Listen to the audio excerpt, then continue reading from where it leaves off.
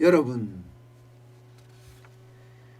대한민국의 가계빚, 그것도 그 증가 속도가 세계 최고 수준입니다. 얼마나 빨리 증가를 하느냐, 이게 상상을 초월한다, 이렇게 생각하면 돼요.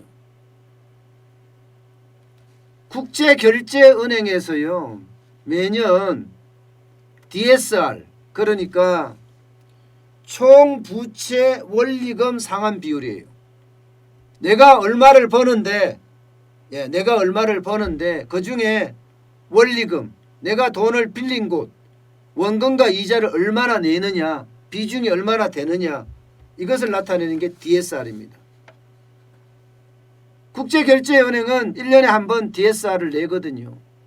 아니 1년에 꼭 한 번만 내지는 않지만, 작년 2분기 기준으로 봐서 냈을 때 12.6%가 나왔어요. 12.6%. 작년 2분기, 작년. 12.6%라는 건 여러분, 내가 1년에 1,000만 원을 번다면 126만 원이 빚 갚는 데 쓴다는 거예요. 126만 원이. 1,000만 원을 버는데 126만 원이 빚 갚는 데 쓴다는 건 여러분, 이건 엄청난 일입니다. 엄청난 일. 그만큼 빚이 많다는 거예요. 이게 3년 사이에 1.2%나 증가했어요. 3년 사이에. 문재인 정부 들어와서 1.2%나 증가했다는 것과 다름이 없습니다. 사실 제대로 따지면 2017년 3월이 11.4%였거든요. 2017년 3월. 그러면 딱 3년이죠. 3년 만에 1.2%포인트나 증가하는 아주 엄청난 속도의 증가율입니다. 세계 1등이에요. 세계 1등. 세계 1등. DSR을 짓게 하는 국가, 좀 잘 나가는 국가 17개 국가하고 비교를 해보면요, 1% 늘어난 국가가 노르웨이뿐입니다. 노르웨이. 한국하고 노르웨이. 노르웨이는 1.2%포인트예요. 미국이나 영국이나 캐나다나 독일이나는 다 줄었습니다. 보시는 것처럼 덴마크도 줄었고, 호주도 줄었고, 네덜란드도 줄었고, 다 줄었어요. 캐나다도 줄었고. 오로지 늘어난 데는 대한민국만 계속 늘어나고 있다는 사실입니다. 상대적으로 다른 나라보다가 우리가 DSR, 그러니까 소득 대비해서 부채 갚는 비율이 적다고는 하지만 속도 면에서는 유독 빠르게 올라가고 있습니다. 유독 빠르게. 우리가 DSR이 12.6%까지 올라갔다는 건 굉장히 빠른 속도고, 전 세계에서는 5위예요. 노르웨이, 네덜란드, 호주, 덴마크, 한국 5위입니다. 5위. 2017년까지는 6위였거든요. 순위가 지금 올라가고 있습니다. 사실 2002년 그 당시 막 부동산이 엄청 올라가고 난리가 났을 때 그때가 5위였습니다. 그러면 18년 만에 지금 5위로 복귀한 거예요. 18년 만에. 다른 나라들은 다 줄어들고 있는데 대한민국만 늘어나는 역주행을 지금 거듭하고 있는 거죠. 이렇게 되니까 가계 부채도 엄청나게 늘어나고 있어요. 엄청나게. 이거는 2분기가 아니라 3분기 기준으로 보면요, 2분기는 1637조 3천억 원이었습니다. 근데 3분기에는 1682조예요. 82조. 40조가 훨씬 넘게 늘어났어요. 한 분기 만에. 그러니까 이게 위협적이라는 겁니다. 가계부채가 이렇게 속도가 빨리 늘어나잖아요. 그러면 그만큼 가계가 벌어줘야 된다는 이야기예요. 근데 부채가 빨리 늘어난다는 이야기는 벌지 못하기 때문에 빚을 내서 생활한다는 이야기거든요. 빚을 내서 생활한다는 이야기는 결국 가계부채가 펑 하고 터질 수도 있다는 그런 얘기와 가깝습니다. 연일 제가 가계부채에 대한 이야기를 하는데 그만큼 지금 가계부채가 위험 수위에 지금 올라와 있다는 이야기입니다. 왜 위험 수위냐? 여러분, 가계부채 비중이 말입니다. 우리가 한 나라가 총생산하는 거 있잖아요. 국내 총생산. 국내 총생산을 다 해도 가계부채를 못 갚아요. 101.1%나 돼. 101.1%. 그것도 2020년 기준이에요. 그러니 지금 금융당국도 발등에 불이 떨어졌어요.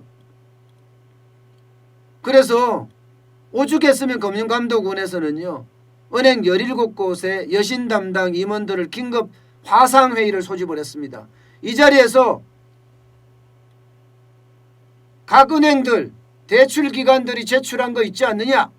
뭘 제출했느냐? 월별 가계대출 목표치 대출했지 않느냐? 이거 지켜달라. 이렇게 당부까지 했어요. 오죽했으면 이렇게 이야기하겠습니까? 가계부채가 지금 진정되지 않는다는 이야기예요. 가계부채가 진정되지 않는다는 이야기. 계속 늘어나고 있다는 이야기예요. 예. 그러니까 정부는요, 아주 고강도 대책까지 지금 내세울까 지금 생각 중이에요. 지금은 여러분 자산 기준으로 하잖아요. 자산 기준.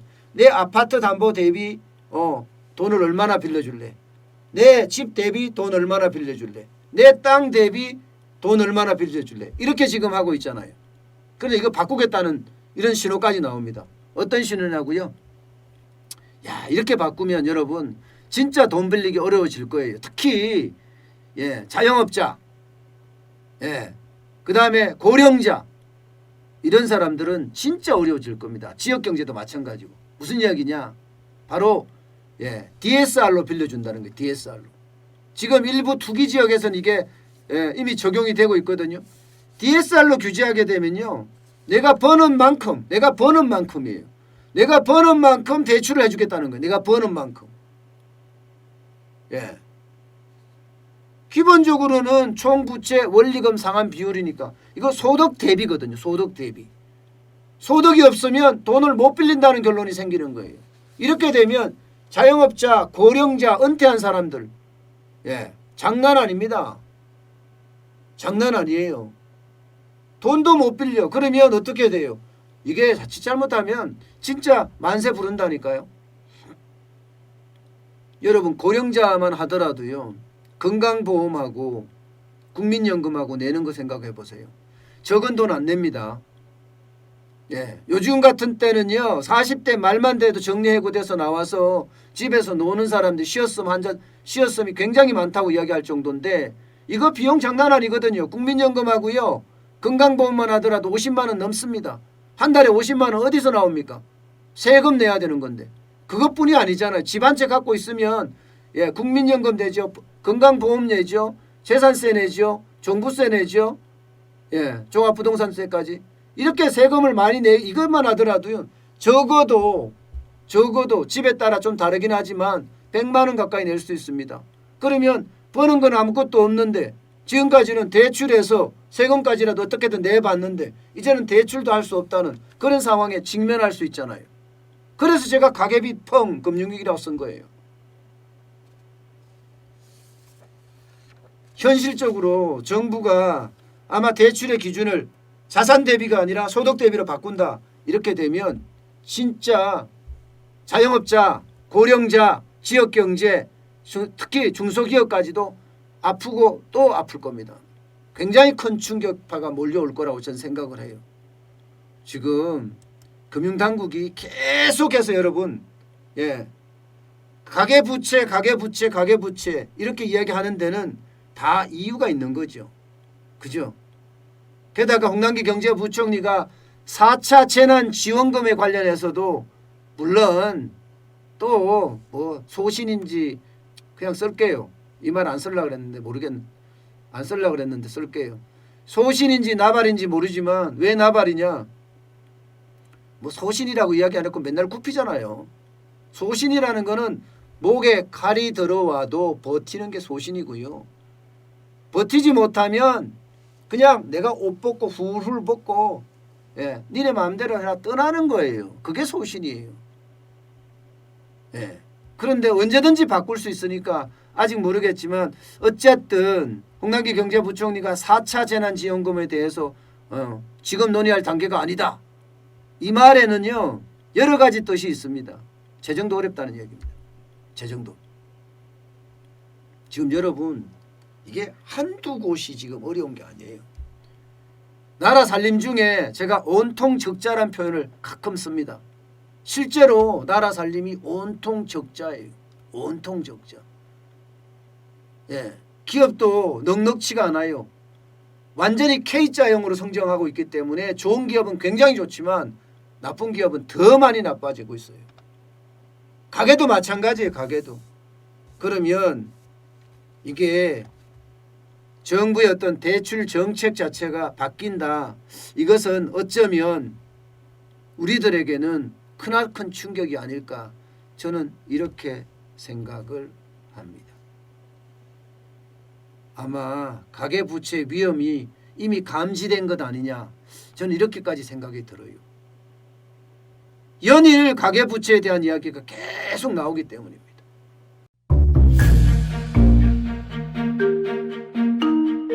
세종대왕과 샤넬 넘버5 벤츠 자동차의 최고급 기종인 마이바흐의 공통점을 아시나요?